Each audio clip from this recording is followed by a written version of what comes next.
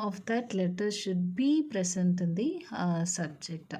There should not be any stories or second line or any elaborative sentence in the subject. It should be direct as requesting for so and so. It is an request, you have to mention it. Or if it is an advice, it is and letter for advisory, you can mention like that.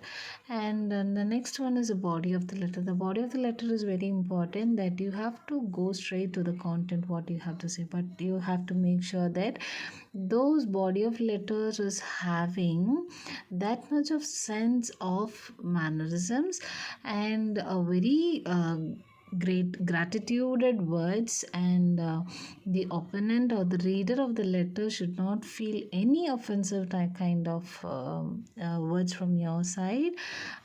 So you have to be using the words like these, or I request you, I kindly. So when you use these sort of words, it will be a good example. You can make the reader to feel that okay, you are requesting them, you are asking for them, so you don't have a rough tone with them. So these are the important points that you have to maintain in your letters.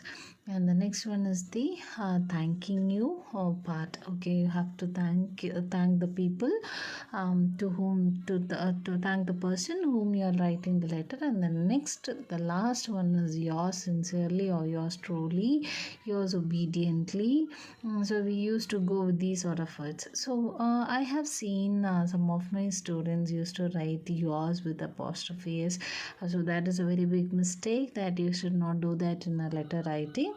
And after that, once you get into until you're a student, you can write the word yours obediently, but once you get into a workplace, you cannot say that yours obediently, because you are transforming from a student to a employee. So you're not supposed to write it as obediently, whereas you can write it as yours sincerely or yours truly. Even a student can use the word sincerely or truly also, but it is more preferable that you use an obedient word, that is you are under maintaining the decorum of a student, and you obey their norms and rules.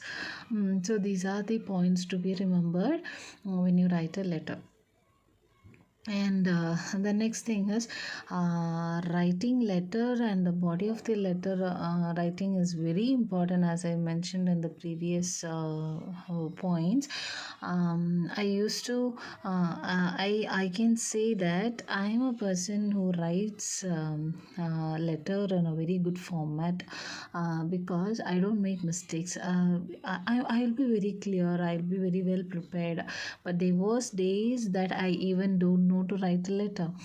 So I remember when I was in my college, I was doing my undergraduate. So during the time, one day, I was sick on that day, and I want to take half a day leave. So I went and approached my tutor, telling that I want to leave today. Can I please stay? And he was like, you have to produce a letter, then you can leave for half a day. And I was like, why the sir is saying like this? Okay, I'll write a letter. And once I thought that I have wrote a letter in a very good words, and I know the format of letter writing, but the very moment when I took the letter to him, he was shocked, because I was in my first UG, and he's telling that, see, you have made a number of mistakes. And I went to an old bookshop without any plans. I just went to an bookshop to get something, some of my syllabus book, but on that place I saw an old book writing as letter formats, or how to write letters. And I got that book, and I remember when I was in my UG, I used to read how to write letters, because once if you are put into shame that you are not, you are a learned person and you don't know to write a letter, it will really drag us down. So you have to be very clear that whatever departments you belong to, whatever degrees you hold, whatever it is, you have to know the proper methodologies or the proper content to write a letter. So thank you so much for listening to my video. Thank you all.